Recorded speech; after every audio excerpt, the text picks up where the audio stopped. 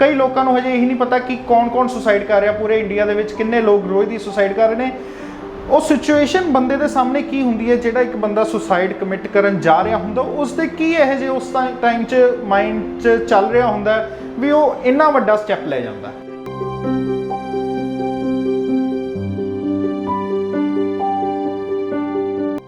ये सुइसाइड दो तरीके का है। पहला तो हुंदा इंपल्सिव कि इकोदम मन दे विच या कोई झगड़ा होया तो मन दे विच विचार आया तो तहश विच आके इंसान ने कोई स्टैप ले लिया, वो सेपरेट है। दूसरा है डिप्रैशन, जिदा क्लिनिकल डिप्रैशन है, सीवियर डिप्रैशन है, उस तो बाद पेशेंट प्री मेडिटेटेड एक्ट करता है कि सोच समझ के एक्ट करता है कि मैं इस तरीके का स्टैप लेना है। In both these situations it is a cry for help. It is very important कि तुसी साइकाइट्रिस्ट को ट्रीटमेंट लो, डिप्रैशन का इलाज कराओ ताकि इस सिचुएशन नूं असीं पहुंचण ही ना दईए। डिप्रैशन और उदासी दोनों अलग अलग चीज़ां ने। कोई भी इंसान आम तौर विच उदास हो सकता है, पर इसका मतलब आ नहीं है कि वो डिप्रैस्ड है।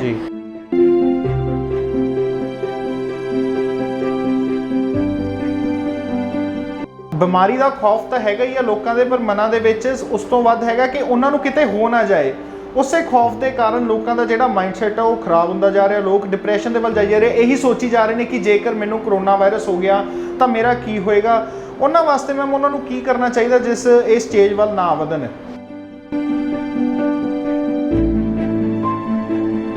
A lot of these problems are treatable to a large extent, तो सानू डरन दी नहीं, हेल्प सीक करन दी जरूरत है। दैट यू अंडरस्टैंड जेड़ा पेशेंट एक बार डिप्रैशन दे विच आ गया, ਉਹਦੇ ਹੱਥ 'ਚ नहीं हैगा सोचां नूं बदलना। जे ਉਹਦੇ हੱਥ 'ਚ ਹੁੰਦਾ ਤਾਂ ਉਹ डिप्रैस्ड ना ਹੁੰਦਾ। कई ये भी न्यूज़ आ रही हैं कि ऑनलाइन स्टडी करता करता दिमाग ते इन्ना स्ट्रेन पै गया कि बेहोश हो गया। वो सब ना किस तरह मैम हैंडल करिए?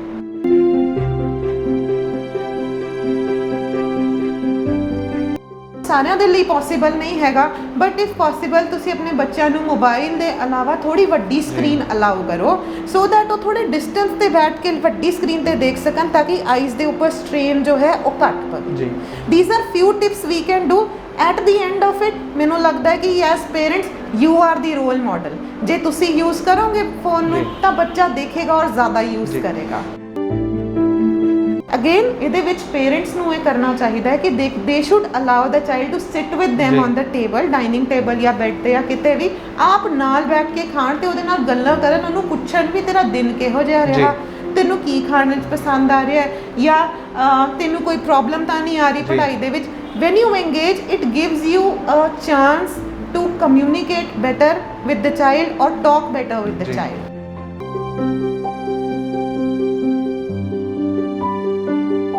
ਸਤਿ ਸ਼੍ਰੀ ਅਕਾਲ ਜੀ, ਤੁਸੀਂ ਦੇਖ ਰਹੇ ਹੋ ਲੁਧਿਆਣਾ ਟਾਈਮਸ ਤੇ ਮੈਂ ਹਾਂ ਸਨਮਜੀਤ ਸਿੰਘ।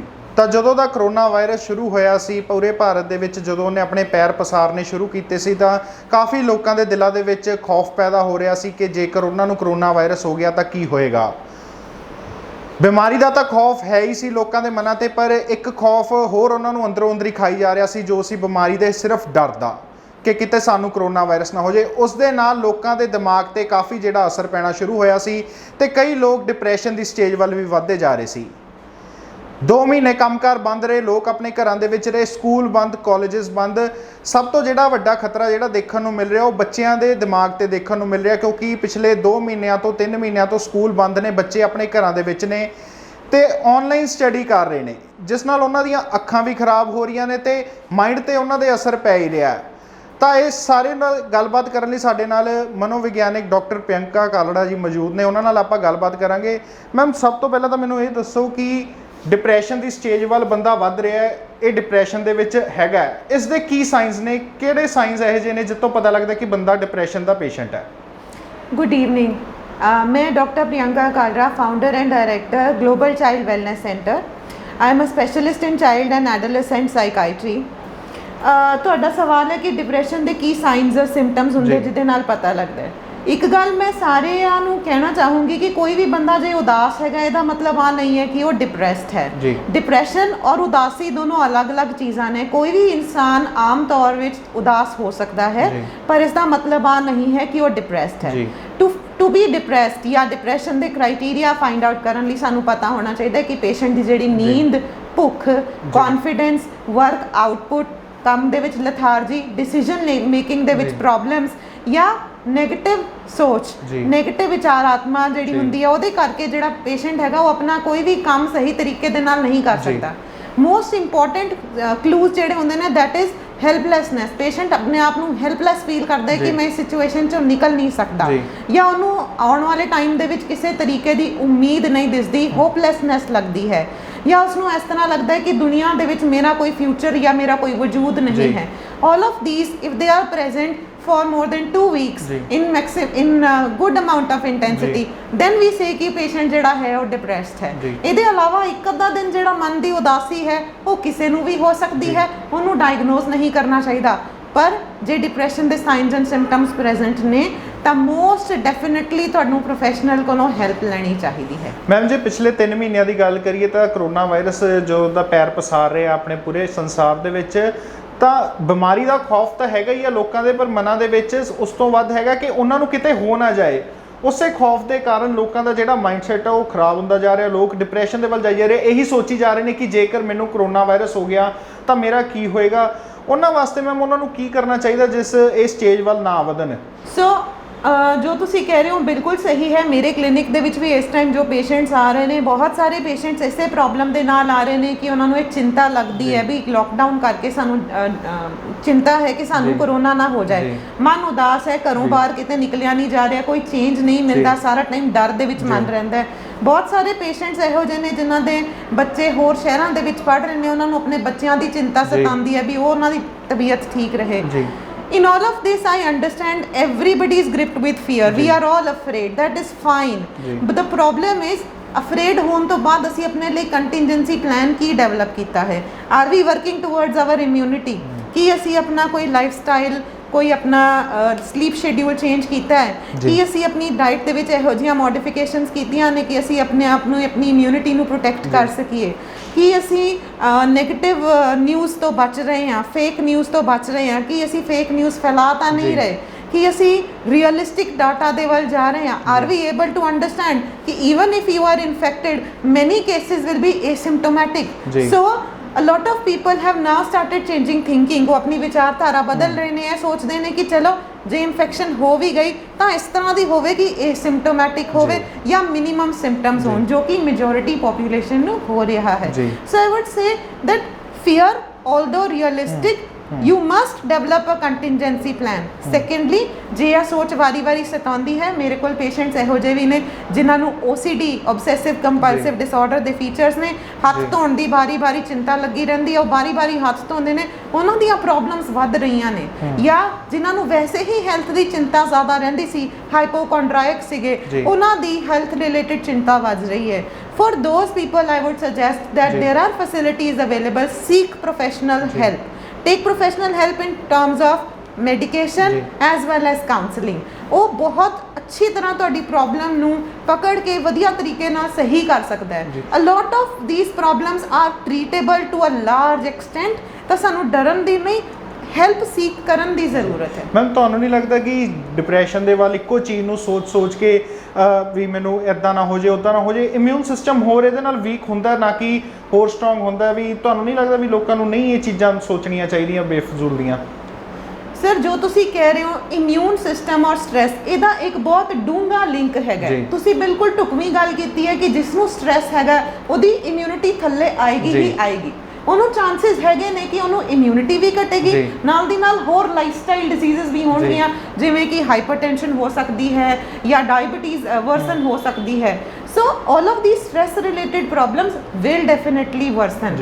ਅਸੀਂ ਕੀ ਕਰਨਾ ਹੈ ਕਿ ਅਸੀਂ ਹੈਲਪ ਲੈਣੀ ਹੈ। ਦੂਸਰਾ ਪੁਆਇੰਟ ਤੁਹਾਡਾ ਸੀਗਾ ਕਿ ਪੇਸ਼ੈਂਟ ਨੂੰ ਨਹੀਂ ਸੋਚਣਾ ਚਾਹੀਦਾ। ਇੱਥੇ ਮੈਂ ਸਾਰਿਆਂ ਨੂੰ ਇੱਕ ਅਪੀਲ ਕਰਨਾ ਚਾਹੁੰਦੀ ਹਾਂ that you understand ਜਿਹੜਾ ਪੇਸ਼ੈਂਟ ਇੱਕ ਵਾਰ ਡਿਪਰੈਸ਼ਨ ਦੇ ਵਿੱਚ ਆ ਗਿਆ, ਉਹਦੇ ਹੱਥ 'ਚ ਨਹੀਂ ਹੈਗਾ ਸੋਚਾਂ ਨੂੰ ਬਦਲਣਾ। ਜੇ ਉਹਦੇ ਹੱਥ 'ਚ ਹੁੰਦਾ ਤਾਂ ਉਹ ਡਿਪਰੈਸਡ ਨਾ ਹੁੰਦਾ।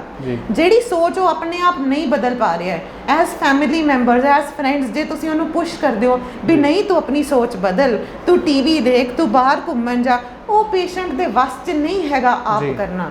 ਤੁਸੀਂ ਜੇ ਪੇਸ਼ੈਂਟ ਲਈ ਕੁਝ ਕਰਨਾ ਹੈ, ਜਾਂ ਤੁਹਾਡਾ ਕੋਈ ਨੀਅਰ ਐਂਡ ਡੀਅਰ ਵਨ ਜਿਸ ਨੂੰ ਪ੍ਰੋਬਲਮ ਹੈਗੀ, you want to do anything for them, please take them for professional help. If at all, be present in their surroundings and help them in whatever they need your help. Instead of telling them not to think this way, take professional help where you can take care of professional counseling services, like ਅਸੀਂ ਆਪਣੇ clinic ਦੇ ਵਿੱਚ ਕਰਦੇ ਹਾਂ CBT, cognitive behavior therapy. What it does is technically it tells you how to pick up a thought, how to modify that thought, how to change that thought, and how to think alternate thoughts. That is a scientific thing that you need to do.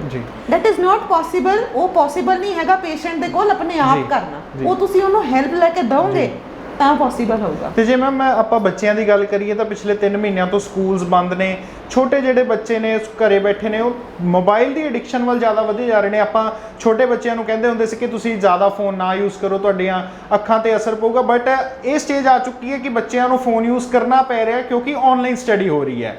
ਅੱਗੇ ਆਪਾਂ ਮਾਪੇ ਕਹਿੰਦੇ ਹੁੰਦੇ ਸੀ ਬੱਚਿਆਂ ਨੂੰ ਤੁਹਾਨੂੰ ਇੰਨੀ age ਤੱਕ ਫੋਨ ਨਹੀਂ ਮਿਲਣਾ, ਅੱਜ ਉਹ ਫੋਨ ਨੈਸੈਸਰੀ ਬਣ ਚੁੱਕੀ ਹੈ ਇਸ ਲੋਕਡਾਊਨ ਦੇ ਵਿੱਚ, ਕਿਉਂਕਿ ਉਸ ਤੋਂ ਬਿਨਾਂ ਪੜ੍ਹਾਈ ਹੋ ਹੀ ਨਹੀਂ ਸਕਦੀ।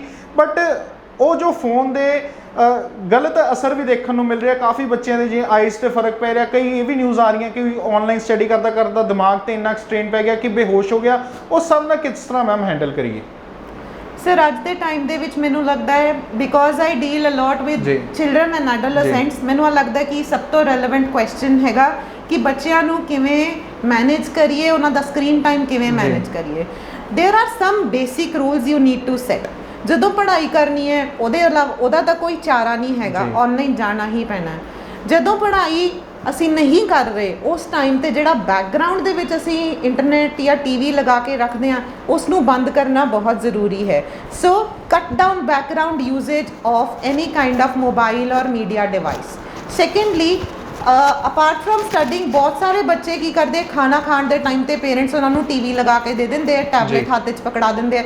That must stop. There is no use of giving a device to the child. There are a lot of studies that say ਬੱਚਿਆਂ ਦੀ IQ, speech development delay ਹੋ ਜਾਂਦੀ ਹੈ ਅਗਰ ਉਹ constantly a mundane usage of internet ਜਾਂ screens ਦੇ ਵਿੱਚ indulge ਕਰਦੇ ਨੇ। Third thing, as a family there are so many things that you can do. You can have rituals ki Saturday we are taking an off from all mobiles. Saturday mummy papa ਦਾਦਾ ਦਾਦੀ ਕੋਈ ਵੀ screens ਨੂੰ use ਨਹੀਂ ਕਰੇਗਾ, so that the child knows ਕਿ ਅੱਜ ਤਾਂ ਅਸੀਂ ਬੋਰਡ ਗੇਮਸ ਖੇਲਣੀਆਂ ਨੇ, ਅੱਜ ਤਾਂ ਅਸੀਂ ਘਰ ਦੇ ਵਿੱਚ ਛੋਟੀ ਜਿਹੀ ਮੇਕ ਬਿਲੀਵ ਪਿਕਨਿਕ ਕਰਨੀ ਹੈ, ਅੱਜ ਤਾਂ ਕੋਈ ਟੈਂਟ ਗੇਮ ਖੇਡਣੀ ਹੈ, ਅੱਜ ਸੰਡੇ, ਅੱਜ ਕੋਈ ਵੀ ਫੋਨ ਯੂਜ਼ ਨਹੀਂ ਕਰੇਗਾ। So meals should be free of screens. There should be some rituals ਜਿਹਦੇ 'ਚ ਤੁਸੀਂ ਬਿਲਕੁਲ ਹੀ ਫੋਨ ਯੂਜ਼ ਨਹੀਂ ਕਰ ਰਹੇ। ਪੜ੍ਹਾਈ ਦੇ ਇਲਾਵਾ ਜਿਹੜਾ ਸਕਰੀਨ ਟਾਈਮ ਦਾ ਯੂਜ਼ੇਜ ਹੈਗਾ ਉਹਨੂੰ ਚੈੱਕ ਰੱਖਣ ਲਈ there are apps like screen time. You can download it ਆਪਣੇ ਬੱਚੇ ਦੇ ਫੋਨ ਦੇ ਵਿੱਚ ਤੇ ਦੇਖ ਸਕਦੇ ਹੋ ਕਿ ਉਹਨੂੰ ਕਿੰਨਾ ਟਾਈਮ ਉਹਨੇ ਸਕਰੀਨਸ ਦੇ ਵਿੱਚ ਯੂਜ਼ ਕੀਤਾ। ਤੁਸੀਂ ਕੁਝ ਐਪਸ ਟਾਈਮ ਪੀਰੀਅਡ ਤੋਂ ਬਾਅਦ ਬਲੌਕ ਕਰ ਸਕਦੇ ਹੋ ਕਿ ਇਹ ਐਪ ਇਸ ਟਾਈਮ ਤੋਂ ਬਾਅਦ ਨਹੀਂ ਚੱਲੇਗੀ। Apart from that, if possible, I know ਸਾਰਿਆਂ ਦੇ ਲਈ ਪੋਸੀਬਲ ਨਹੀਂ ਹੈਗਾ, ਬਟ ਇਫ ਪੋਸੀਬਲ ਤੁਸੀਂ ਆਪਣੇ ਬੱਚਿਆਂ ਨੂੰ ਮੋਬਾਈਲ ਦੇ ਇਲਾਵਾ ਥੋੜੀ ਵੱਡੀ ਸਕਰੀਨ ਅਲਾਉ ਕਰੋ, ਸੋ ਦੈਟ ਉਹ ਥੋੜੇ ਡਿਸਟੈਂਸ ਤੇ ਬੈਠ ਕੇ ਵੱਡੀ ਸਕਰੀਨ ਤੇ ਦੇਖ ਸਕਣ ਤਾਂ ਕਿ ਆਈਜ਼ ਦੇ ਉੱਪਰ ਸਟ੍ਰੇਨ ਜੋ ਹੈ ਉਹ ਘੱਟ ਪਵੇ। These are few tips we can do. At the end of it ਮੈਨੂੰ ਲੱਗਦਾ ਹੈ ਕਿ yes parents you are the role model. ਜੇ ਤੁਸੀਂ ਯੂਜ਼ ਕਰੋਗੇ ਫੋਨ ਨੂੰ ਤਾਂ ਬੱਚਾ ਦੇਖੇਗਾ ਔਰ ਜ਼ਿਆਦਾ ਯੂਜ਼ ਕਰੇਗਾ।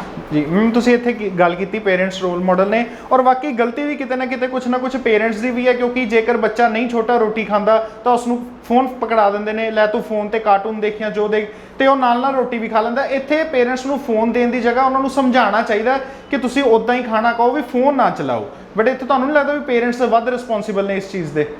ਸਰ, ਇਨਸਟੈਡ ਆਫ ਗਲਤੀ ਪੇਰੈਂਟਸ ਦੀ ਮੈਨੂੰ ਲੱਗਦਾ ਹੈ ਕਿ ਪੇਰੈਂਟਸ ਨੂੰ ਇਨਫੋਰਮੇਸ਼ਨ ਦੇਣੀ ਜ਼ਿਆਦਾ ਜ਼ਰੂਰੀ ਹੈ। They are not probably informed ਕਿ ਜਦੋਂ ਅਸੀਂ ਰੋਟੀ ਖਾਂਦੇ ਹਾਂ, ਰੋਟੀ ਖਾਣ ਦੇ ਨਾਲ ਸਾਡੇ ਪੇਟ ਦੇ ਵਿੱਚ ਇਹੋ ਜਿਹੇ ਸਿਗਨਲ ਸਾਡੇ ਦਿਮਾਗ ਨੂੰ ਜਾਂਦੇ ਨੇ ਜੋ ਦੱਸਦੇ ਨੇ ਕਿ ਸਾਡਾ ਸਟਮਕ ਜਿਹੜਾ ਹੈ ਉਹ ਫੁੱਲ ਹੋ ਗਿਆ। ਜੇ ਤੁਸੀਂ ਕਿਸੇ ਸਕਰੀਨ ਦੇ ਵਿੱਚ ਇੰਡਲਜ ਕਰ ਰਹੇ ਹੋ ਜਾਂ ਜੇ ਤੁਸੀਂ ਮੋਬਾਈਲ ਦੇਖ ਰਹੇ ਹੋ, ਜਿਹੜੇ ਸਿਗਨਲ ਪੇਟ ਨੇ ਦਿਮਾਗ ਨੂੰ ਭੇਜਣੇ ਸੀਗੇ ਵੀ ਸਟਮਕ ਫੁੱਲ ਹੋ ਗਿਆ, ਉਹ ਸਿਗਨਲ ਨਹੀਂ ਪਹੁੰਚਦੇ। ਜਦੋਂ ਉਹ ਸਿਗਨਲ ਨਹੀਂ ਪਹੁੰਚਦੇ, ਬੱਚੇ ਨੂੰ ਆਹੀ ਨਹੀਂ ਪਤਾ ਵੀ ਮੇਰਾ ਢਿੱਡ ਭਰ ਗਿਆ ਕਿ ਨਹੀਂ ਭਰਿਆ, ਮੈਂ ਕਿੰਨਾ ਖਾਣਾ ਹੈ ਕਿੰਨਾ ਨਹੀਂ। ਤਾਂ ਓਵਰ ਈਟਿੰਗ ਦਾ, ਓਬੈਸਿਟੀ ਦਾ and many times undernutrition ਦਾ ਵੀ ਕਾਜ਼ ਇਹੀ ਹੈਗਾ ਕਿ ਸਕਰੀਨਸ ਜ਼ਿਆਦਾ ਯੂਜ਼ ਹੁੰਦੀਆਂ। That the signal from the stomach to the satiety center of the brain does not reach properly. Secondly, ਜਦੋਂ ਤੁਸੀਂ ਖਾਣਾ ਖਾਂਦੇ ਹੋ ਤਾਂ ਤੁਹਾਡਾ ਖਾਣੇ ਵੱਲ ਧਿਆਨ ਹੁੰਦਾ ਹੈ, ਡਾਈਜੈਸਟਿਵ ਜੂਸਿਸ ਕੰਮ ਕਰਦੇ ਨੇ, ਤਾਂ ਉਹ ਮਾਈਂਡਫੁਲ ਐਕਟੀਵਿਟੀ ਹੈ। ਅਗੇਨ ਇਹਦੇ ਵਿੱਚ ਪੇਰੈਂਟਸ ਨੂੰ ਇਹ ਕਰਨਾ ਚਾਹੀਦਾ ਹੈ ਕਿ they should allow the child to sit with them on the table, dining table ਜਾਂ ਬੈੱਡ ਤੇ ਜਾਂ ਕਿਤੇ ਵੀ, ਆਪ ਨਾਲ ਬੈਠ ਕੇ ਖਾਣ ਤੇ ਉਹਦੇ ਨਾਲ ਗੱਲਾਂ ਕਰਨ, ਉਹਨੂੰ ਪੁੱਛਣ ਵੀ ਤੇਰਾ ਦਿਨ ਕਿਹੋ ਜਿਹਾ ਰਿਹਾ, ਤੈਨੂੰ ਕੀ ਖਾਣ ਵਿੱਚ ਪਸੰਦ ਆ ਰਿਹਾ ਹੈ, ਜਾਂ ਤੈਨੂੰ ਕੋਈ ਪ੍ਰੋਬਲਮ ਤਾਂ ਨਹੀਂ ਆ ਰਹੀ ਪੜ੍ਹਾਈ ਦੇ ਵਿੱਚ। When you engage, it gives you a chance to communicate better with the child or talk better with the child. ਤੇ ਮੈਮ ਜੇ ਗੱਲ ਕਰੀਏ ਇਸ 3 ਮਹੀਨੇ ਦੇ ਲੋਕਡਾਊਨ ਦੇ ਦੌਰਾਨ ਬੱਚੇ ਜਿੱਥੇ ਫੋਨ ਯੂਜ਼ ਤਾਂ ਕਰ ਰਹੇ ਨੇ, ਉੱਥੇ ਉਹਨਾਂ ਨੂੰ ਫੋਨਸ ਦੀ ਆਦਤ ਵੀ ਪੈ ਚੁੱਕੀ ਹੈ। ਜਿਸ ਤਰ੍ਹਾਂ ਪਹਿਲਾਂ ਕੁਝ ਸਮੇਂ ਪਹਿਲਾਂ, ਹੁਣ ਵੀ ਚਾਹੇ ਉਹ ਗੇਮ ਚੱਲ ਰਹੀ ਹੈ, ਜਿਸ ਤਰ੍ਹਾਂ PUBG ਗੇਮ ਹੈ, ਉਹਦੇ 'ਚ ਬੱਚਾ ਇੰਨਾ ਕੁ ਜ਼ਿਆਦਾ ਇੰਡਲਜ ਹੋ ਜਾਂਦਾ ਸੀਗਾ ਕਿ ਕੁਝ ਵੀ ਉਹਨੂੰ ਆਸ-ਪਾਸ ਦਾ ਦਿਖਾਈ ਨਹੀਂ ਦਿੰਦਾ ਸੀਗਾ। ਉਹ ਇਸ ਲੋਕਡਾਊਨ ਦੇ ਦੌਰਾਨ ਫਿਰ ਇੱਕ ਵਾਰੀ ਉਸੇ ਜੰਜਾਲ ਦੇ ਵਿੱਚ ਫਸ ਰਿਹਾ, ਐਡਿਕਸ਼ਨ ਵੱਲ ਜਾ ਰਿਹਾ। ਜੇਕਰ ਮਾਪਿਓ ਵੀ ਉਹਨੂੰ ਕੁਝ ਮਨਾ ਕਰਨ ਦੀ ਕੋਸ਼ਿਸ਼ ਕਰਦੇ ਵੀ ਨਾ ਕਰੋ, ਇੱਦਾਂ ਕਰੋ, ਤਾਂ ਵਾਇਲੈਂਟਲੀ ਬਿਹੇਵ ਸਾਹਮਣੇ ਆ ਰਿਹਾ, ਬਿਹੇਵੀਅਰ ਵਾਇਲੈਂਟਲੀ ਆ ਰਿਹਾ। ਤੇ ਉਸ ਸਭ ਨੂੰ ਫਿਰ ਕਿਸ ਤਰ੍ਹਾਂ ਹੈਂਡਲ ਕਰਨਾ, ਡੀ ਐਡਿਕਸ਼ਨ ਕਿਸ ਤਰ੍ਹਾਂ ਹੋਏਗੀ ਉਸ ਦੀ? ਤੁਸੀਂ ਇੱਕ ਪ੍ਰੋਬਲਮ ਨੂੰ ਹਾਈਲਾਈਟ ਕਰ ਰਹੇ ਹੋ ਜੋ ਆਈ ਟੋਟਲੀ ਅਗਰੀ ਵਿਦ ਯੂ ਕਿ ਇਸ ਟਾਈਮ ਐਗਜ਼ਿਸਟ ਕਰ ਰਹੀ ਹੈ। ਮੇਰੇ ਕੋਲ ਬਹੁਤ ਸਾਰੇ ਪੇਰੈਂਟਸ ਇਹੋ ਜਿਹੇ ਆ ਰਹੇ ਨੇ ਜਿਨ੍ਹਾਂ ਦਾ ਵਸ ਨਹੀਂ ਚੱਲਦਾ ਬੱਚਿਆਂ ਤੇ ਕਿ ਉਹਨਾਂ ਦੀ ਸਕਰੀਨ ਕਿਸੇ ਤਰੀਕੇ ਦੇ ਨਾਲ ਉਹ ਰੋਕ ਸਕਣ ਜਾਂ ਉਹਨਾਂ ਦੀ ਗੇਮਿੰਗ ਕਿਸੇ ਤਰੀਕੇ ਨਾਲ ਰੋਕ ਸਕਣ। ਜਦੋਂ ਇਸ ਤਰ੍ਹਾਂ ਦੀ ਸਿਚੁਏਸ਼ਨ ਪਹੁੰਚ ਜਾਂਦੀ ਹੈ ਕਿ ਉਹ ਸਾਰਾ ਦਿਨ ਯੂਜ਼ ਕਰ ਰਹੇ ਨੇ, ਉਦੋਂ ਸਿਚੁਏਸ਼ਨ ਸੰਭਾਲਣੀ ਬਹੁਤ ਔਖੀ ਹੋ ਜਾਂਦੀ ਹੈ। ਬਿਕੋਜ਼ ਇੰਟਰਨੈਟ ਐਡਿਕਸ਼ਨ ਬਹੁਤ ਸਿਮਿਲਰ ਹੈ ਸਬਸਟੈਂਸ ਜਾਂ ਡਰਗ ਐਡਿਕਸ਼ਨ ਦੇ, ਕਿਉਂਕਿ ਜਦੋਂ ਇੰਟਰਨੈਟ ਯੂਜ਼ ਹੁੰਦਾ ਉਦੋਂ ਵੀ ਉਹ ਦਿਮਾਗ ਸਕਰੀਨਸ ਯੂਜ਼ ਹੁੰਦੀਆਂ ਨੇ, ਉਦੋਂ ਵੀ ਉਹ ਦਿਮਾਗ ਦੇ ਵਿੱਚ ਇੱਕ ਇਹੋ ਜਿਹੀ ਕਿੱਕ ਦਿੰਦੀਆਂ ਨੇ ਜੋ ਕਿ ਸਬਸਟੈਂਸ ਦਿੰਦੇ ਨੇ। ਸਪੋਜ਼ ਹੀਰੋਇਨ ਹੈ, ਕੋਕੇਨ ਹੈ ਜਾਂ ਐਲਕੋਹਲ ਹੈ। ਅਗੇਨ ਜਦੋਂ ਬੰਦਾ ਆਦੀ ਹੋ ਗਿਆ, ਉਸ ਟਾਈਮ ਤੇ ਉਹਨੂੰ ਰੋਕਣਾ, ਉਹਨੂੰ ਸਮਝਾਉਣਾ ਉਹ ਬਹੁਤ ਮੁਸ਼ਕਿਲ ਹੋ ਜਾਂਦਾ ਹੈ। ਸਟਾਰਟਿੰਗ ਤੋਂ ਹੀ ਬੱਚਿਆਂ ਦਾ ਸਕਰੀਨ ਟਾਈਮ ਜਿਹੜਾ ਹੈ ਉਹ ਲਿਮਿਟ ਕਰਕੇ ਰੱਖਣਾ ਚਾਹੀਦਾ ਹੈ। ਮੈਨੂੰ ਲੱਗਦਾ ਹੈ ਕਿ ਸਭ ਤੋਂ ਇੰਪੋਰਟੈਂਟ ਫਾਊਂਡੇਸ਼ਨ ਇਸ ਟਾਈਮ ਤੇ ਆ ਹੈਗੀ ਹੈ ਕਿ ਬੱਚਿਆਂ ਦਾ ਤੇ ਪੇਰੈਂਟਸ ਦਾ ਕਮਿਊਨੀਕੇਸ਼ਨ ਦਾ ਜਿਹੜਾ ਗੈਪ ਹੈ ਉਹ ਬ੍ਰਿਜ ਹੋ ਕੇ ਰਹਿਣਾ ਚਾਹੀਦਾ ਹੈ, ਸੋ ਦੈਟ ਜਦੋਂ ਪੇਰੈਂਟਸ ਨੂੰ ਲੱਗੇ ਕਿ ਬੱਚੇ ਜ਼ਿਆਦਾ ਯੂਜ਼ ਕਰ ਰਹੇ ਨੇ ਤਾਂ ਉਹ ਕੁਝ ਲਿਮਿਟ ਸੈਟਿੰਗ ਕਰਨ। Limit setting is very very important. Give them the screens when they do something good। ਮਤਲਬ ਜੇ ਉਹਨਾਂ ਨੂੰ ਤੁਸੀਂ ਕੋਈ ਟਾਸਕ ਦਿੱਤਾ, ਉਹਨਾਂ ਨੇ ਵਧੀਆ ਕੀਤਾ, ਤਾਂ ਐਜ਼ ਅ ਰਿਵਾਰਡ ਉਹਨਾਂ ਨੂੰ ਸਕਰੀਨ ਦਿਓ rather than as a privilege to them। ਇਹ ਸਾਡਾ ਕੋਈ ਸਟੇਟਸ ਸਿੰਬਲ ਨਹੀਂ ਹੈਗਾ ਕਿ ਅਸੀਂ ਉਹਨਾਂ ਨੂੰ ਸਕਰੀਨਸ ਦੇ ਰਹੇ ਹਾਂ ਜਾਂ ਅਸੀਂ ਅਫੋਰਡ ਕਰ ਸਕਦੇ ਹਾਂ ਜਾਂ ਅਸੀਂ ਕਿਸੇ ਨੂੰ ਦਿਖਾਣਾ ਹੈ। ਇਹ ਸਾਡੀ ਇੱਕ ਮਜਬੂਰੀ ਬਣ ਜਾਏਗੀ। ਆਉਣ ਵਾਲੇ ਟਾਈਮ ਦੇ ਵਿੱਚ ਸਾਡੇ ਲਈ ਹੋਰ ਵੱਡੀ ਪ੍ਰੋਬਲਮ ਕ੍ਰੀਏਟ ਹੋ ਜਾਏਗੀ ਜੇ ਅਸੀਂ ਬੱਚਿਆਂ ਨੂੰ ਐਜ਼ ਪ੍ਰਿਵਿਲੇਜ ਔਰ ਐਜ਼ ਐਂਟਾਈਟਲਮੈਂਟ ਉਹਨਾਂ ਨੂੰ ਸਕਰੀਨਸ ਦੇਣੀਆਂ ਸ਼ੁਰੂ ਕਰਤੀਆਂ। ਇੱਕ ਮੈਮ ਹੋਰ ਆਪਣੀ ਸੁਸਾਇਟੀ ਦੇ ਵਿੱਚ ਹੈ ਕਿ ਕਿਸੇ ਵੀ ਪ੍ਰੋਫੈਸ਼ਨਲਸ ਦੀ ਸਲਾਹ ਲੈਣ ਤੋਂ, ਮਨੋਵਿਗਿਆਨਿਕ ਦੀ ਸਲਾਹ ਲੈਣ ਤੋਂ ਲੋਕ ਬਹੁਤ ਡਰਦੇ ਨੇ। ਇਹ ਫੀਲ ਨਹੀਂ ਕਰਦੇ ਵੀ ਸਾਨੂੰ ਕਿਸੇ ਪ੍ਰੋਫੈਸ਼ਨਲਿਸਟ ਕੋਲ ਜਾਣਾ ਚਾਹੀਦਾ, ਜਾਂ ਇੱਕ ਕਿਸਮ ਦਾ ਲੋਕੀ ਕਹਿੰਦੇ ਨੇ ਵੀ ਅਸੀਂ ਪਾਗਲ ਥੋੜ੍ਹੀ ਹਾਂ, ਕਿਉਂ ਅਸੀਂ ਕਿਸੇ ਮਨੋਵਿਗਿਆਨਿਕ ਕੋਲ ਜਾਵਾਂਗੇ। ਫਿਰ ਉਸ ਹਿਸਾਬ ਨਾਲ ਤਾਂ ਫਿਰ ਸਿਚੁਏਸ਼ਨ ਉਹਨਾਂ ਦੀ ਹੋਰ ਵੀ ਖਰਾਬ ਹੋ ਸਕਦੀ ਹੈ। ਉਹ ਕਿਉਂ ਫਿਰ ਇੱਦਾਂ ਦਾ ਡਰ ਉਹਨਾਂ ਦੇ ਦਿਲ ਦੇ ਵਿੱਚ ਆਉਂਦਾ? ਇਹ ਡਰ ਤਾਂ ਬਹੁਤ ਪੁਰਾਣਾ ਬਣਿਆ ਚੱਲਿਆ ਆ ਰਿਹਾ ਹੈ। ਇਸ ਡਰ ਨੂੰ ਨਕਾਰਿਆ ਨਹੀਂ ਜਾ ਸਕਦਾ ਕਿਉਂਕਿ ਇਹ ਲੋਕਾਂ ਦੀ ਮਨਾਂ ਦੀ ਧਾਰਨਾ ਹੈਗੀ ਹੈ।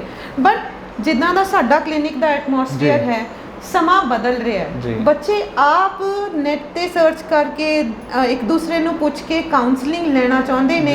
ਦੇ ਇਨਕਰੇਜ देयर ਪੇਰੈਂਟਸ ਕਿ ਮੰਮਾ ਨਹੀਂ, ਤੁਹਾਨੂੰ ਵੀ ਲੋੜ ਹੈਗੀ ਆ, ਤੁਸੀਂ ਵੀ ਠੀਕ ਨਹੀਂ ਲੱਗ ਰਹੇ ਮੈਨੂੰ, ਤੁਸੀਂ ਮੇਰੇ ਨਾਲ ਚੱਲੋ, ਮੈਨੂੰ ਪਤਾ ਹੈ ਕਾਉਂਸਲਿੰਗ ਦੀ। So with all of the media exposure, thankfully things are changing, especially I'm sure you've heard about Sushant Singh Rajput suicide। ਉਸ ਦੇ ਬਾਅਦ ਕੀ ਹੋਇਆ ਕਿ ਲੋਕਾਂ ਦਾ ਇੱਕ ਭਰੋਸਾ ਬਣਨਾ ਸ਼ੁਰੂ ਹੋ ਗਿਆ ਕਿ ਡਾਕਟਰਸ ਕੋਲ ਜਾਂ ਸਾਈਕਾਇਟਰਿਸਟ ਕੋਲ ਸਹੀ ਟਾਈਮ ਤੇ ਜਾਇਆ ਜਾਏ ਤਾਂ ਇਹੋ ਜਿਹੀਆਂ ਪ੍ਰੋਬਲਮਸ ਨੂੰ ਅਸੀਂ ਬੜੀ ਜਲਦੀ ਟ੍ਰੀਟ ਕਰ ਸਕਦੇ ਹਾਂ।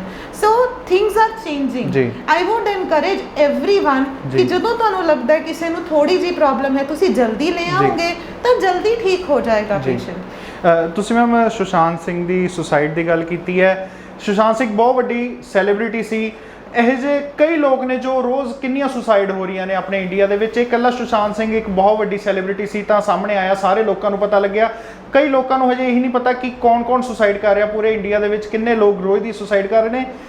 ਉਹ ਸਿਚੁਏਸ਼ਨ ਬੰਦੇ ਦੇ ਸਾਹਮਣੇ ਕੀ ਹੁੰਦੀ ਹੈ ਜਿਹੜਾ ਇੱਕ ਬੰਦਾ ਸੁਸਾਈਡ ਕਮਿਟ ਕਰਨ ਜਾ ਰਿਹਾ ਹੁੰਦਾ, ਉਸ ਦੇ ਕੀ ਇਹ ਜਿਹੇ ਉਸ ਟਾਈਮ 'ਚ ਮਾਈਂਡ 'ਚ ਚੱਲ ਰਿਹਾ ਹੁੰਦਾ ਵੀ ਉਹ ਇੰਨਾ ਵੱਡਾ ਸਟੈਪ ਲੈ ਜਾਂਦਾ। Sir the most important thing is clinical depression. ਜੀ। ਕਲੀਨਿਕਲ ਡਿਪਰੈਸ਼ਨ ਜਦੋਂ ਇੰਨਾ ਸੀਵੀਅਰ ਹੋ ਜਾਂਦਾ ਹੈ ਕਿ ਪੇਸ਼ੈਂਟ ਨੂੰ ਕਿਸੇ ਤਰੀਕੇ ਦੀ ਉਮੀਦ ਨਹੀਂ ਲੱਗਦੀ ਹੈ ਜਾਂ ਕਿਸੇ ਤਰੀਕੇ ਦਾ ਕੁਝ ਪੋਜ਼ਿਟਿਵ ਨਹੀਂ ਦਿਸਦਾ, ਉਹਨੂੰ ਲੱਗਦਾ ਹੈ ਕਿ ਮੇਰਾ ਫਿਊਚਰ ਨਹੀਂ ਹੈਗਾ, ਤਾਂ ਉਹਦਾ ਆਪਣੇ ਆਪ ਤੇ ਵਸ ਖਤਮ ਹੋ ਜਾਂਦਾ ਹੈ। ਉਹਨੂੰ ਇਸ ਤਰ੍ਹਾਂ ਲੱਗਦਾ ਹੈ ਕਿ ਹੁਣ ਜੀਣ ਦਾ ਕੋਈ ਫਾਇਦਾ ਨਹੀਂ ਹੈ। ਇਹ ਸੁਸਾਈਡ ਦੋ ਤਰੀਕੇ ਦਾ ਹੈ। ਪਹਿਲਾ ਤਾਂ ਹੁੰਦਾ ਇੰਪਲਸਿਵ ਕਿ ਇੱਕੋਦਮ ਮਨ ਦੇ ਵਿੱਚ ਜਾਂ ਕੋਈ ਝਗੜਾ ਹੋਇਆ ਤਾਂ ਮਨ ਦੇ ਵਿੱਚ ਵਿਚਾਰ ਆਇਆ ਤਾਂ ਤਹਿਸ਼ ਵਿੱਚ ਆ ਕੇ ਇਨਸਾਨ ਨੇ ਕੋਈ ਸਟੈਪ ਲੈ ਲਿਆ, ਉਹ ਸੈਪਰੇਟ ਹੈ। ਦੂਸਰਾ ਹੈ ਡਿਪਰੈਸ਼ਨ, ਜਿਹਦਾ ਕਲੀਨਿਕਲ ਡਿਪਰੈਸ਼ਨ ਹੈ, ਸੀਵੀਅਰ ਡਿਪਰੈਸ਼ਨ ਹੈ। ਉਸ ਤੋਂ ਬਾਅਦ ਪੇਸ਼ੈਂਟ ਪ੍ਰੀ ਮੈਡੀਟੇਟਿਡ ਐਕਟ ਕਰਦਾ ਹੈ ਕਿ ਸੋਚ ਸਮਝ ਕੇ ਐਕਟ ਕਰਦਾ ਹੈ ਕਿ ਮੈਂ ਇਸ ਤਰੀਕੇ ਦਾ ਸਟੈਪ ਲੈਣਾ ਹੈ। In both these situations it is a cry for help. It is very important ਕਿ ਤੁਸੀਂ ਸਾਈਕਾਈਟ੍ਰਿਸਟ ਕੋਲੋਂ ਟ੍ਰੀਟਮੈਂਟ ਲਓ, ਡਿਪਰੈਸ਼ਨ ਦਾ ਇਲਾਜ ਕਰਾਓ ਤਾਂ ਕਿ ਇਸ ਸਿਚੁਏਸ਼ਨ ਨੂੰ ਅਸੀਂ ਪਹੁੰਚਣ ਹੀ ਨਾ ਦਈਏ। Many youngsters also who come to me tell me ਕਿ ਮੈਮ ਅੱਜ ਉਹਨਾਂ ਦੇ ਥਾਟਸ ਆ ਰਹੇ ਸੀ, ਹੁਣ ਨਹੀਂ ਆ ਰਹੇ ਬਿਕੋਜ਼ ਟ੍ਰੀਟਮੈਂਟ ਦੇ ਨਾਲ ਮੈਂ ਬੈਟਰ ਫੀਲ ਕਰ ਰਿਹਾ।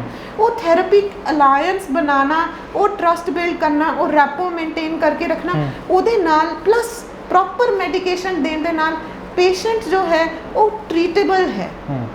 My plea to everybody is to understand that it is a very treatable problem, very easily treatable if you seek help in the right time, very similar to diabetes and hypertension। ਜੋ ਕਿ stigma ਆਪਣੇ ਮਨ ਦੇ ਵਿੱਚ ਹੈਗਾ ਉਹਨੂੰ side ਤੇ ਰੱਖ ਕੇ reach out for professional help. ਤਾਂ ਇਹ ਸਨ ਸਾਡੇ ਨਾਲ ਡਾਕਟਰ ਪ੍ਰਿਯੰਕਾ ਕਾਲੜਾ ਜੀ, ਮਨੋਵਿਗਿਆਨਿਕ, ਜਿਸ ਨੇ ਦੱਸਿਆ ਕਿ ਕਿਸ ਤਰ੍ਹਾਂ ਇਹ ਡਿਪਰੈਸ਼ਨ ਦੀ ਸਟੇਜ ਨੂੰ ਪਹਿਚਾਨਿਆ ਜਾ ਸਕਦਾ ਹੈ ਕਿ ਬੰਦਾ ਹੁਣ ਡਿਪਰੈਸ਼ਨ ਦੀ ਸਟੇਜ ਵਿੱਚ ਹੈ ਤੇ ਕੀ ਉਹਨਾਂ ਦੇ ਹੱਲ ਨੇ ਕਰਨੇ ਚਾਹੀਦੇ ਨੇ। ਕਿਸ ਤਰ੍ਹਾਂ ਬੱਚਿਆਂ ਦੇ ਡੀ ਐਡਿਕਸ਼ਨ ਵਾਸਤੇ ਵੀ ਇਹਨਾਂ ਨੇ ਦੱਸਿਆ ਕਿ ਮਾਪਿਆਂ ਨੂੰ ਬੱਚਿਆਂ ਦੇ ਨਾਲ ਜ਼ਿਆਦਾ ਤੋਂ ਜ਼ਿਆਦਾ ਟਾਈਮ ਸਪੈਂਡ ਕਰਨਾ ਚਾਹੀਦਾ ਤੇ ਸਕਰੀਨ ਜੋ ਮੋਬਾਈਲ ਦੀ ਉਹਨਾਂ ਨੂੰ ਕੁਛ ਟਾਈਮ ਪੀਰੀਅਡ ਲਈ ਦੇਣੀ ਚਾਹੀਦੀ ਹੈ। ਜਿਸ ਤਰ੍ਹਾਂ ਜਿੰਨੀ ਦੇਰ ਪੜ੍ਹਾਈ ਕਰਨੀ ਹੈ ਉਨੇ ਇੱਕ ਟਾਈਮ ਪੀਰੀਅਡ ਵਾਸਤੇ ਹੀ ਜਿਹੜਾ ਦੇਣਾ ਚਾਹੀਦਾ ਫੋਨ। ਤੇ ਇੱਥੇ ਸਭ ਤੋਂ ਵੱਡੀ ਜਿਹੜੀ ਰਿਸਪੌਂਸਿਬਿਲਿਟੀ ਹੈ ਉਹ ਮਾਂ-ਬਾਪ ਦੀ ਹੈ ਤਾਂ ਕਿ ਉਹ ਆਪਣੇ ਬੱਚਿਆਂ ਨੂੰ ਸਮਝਾਉਣ, ਮੋਬਾਈਲਾਂ ਤੋਂ ਥੋੜ੍ਹਾ ਦੂਰ ਰੱਖਣ ਤਾਂ ਕਿ ਉਹਨਾਂ ਦੇ ਬੱਚਿਆਂ ਦੀ ਜਿਹੜੀ ਸਿਹਤ ਹੈ ਉਸ 'ਤੇ ਅਸਰ ਨਾ ਪਵੇ, ਉਹ ਪੂਰੇ ਤੰਦਰੁਸਤ ਰਹਿਣ। ਤਾਂ ਵਧੇਰੇ ਅਪਡੇਟਸ ਲਈ ਸਾਡੇ ਨਾਲ ਜੁੜੇ ਰਹੋ। ਲੁਧਿਆਣਾ ਤੋਂ ਸਨਮਜੀਤ ਸਿੰਘ, ਕੈਮਰਾਮੈਨ ਸਤਵੰਤ ਮਠਾੜੂ ਦੇ ਨਾਲ, ਲੁਧਿਆਣਾ ਟਾਈਮਸ।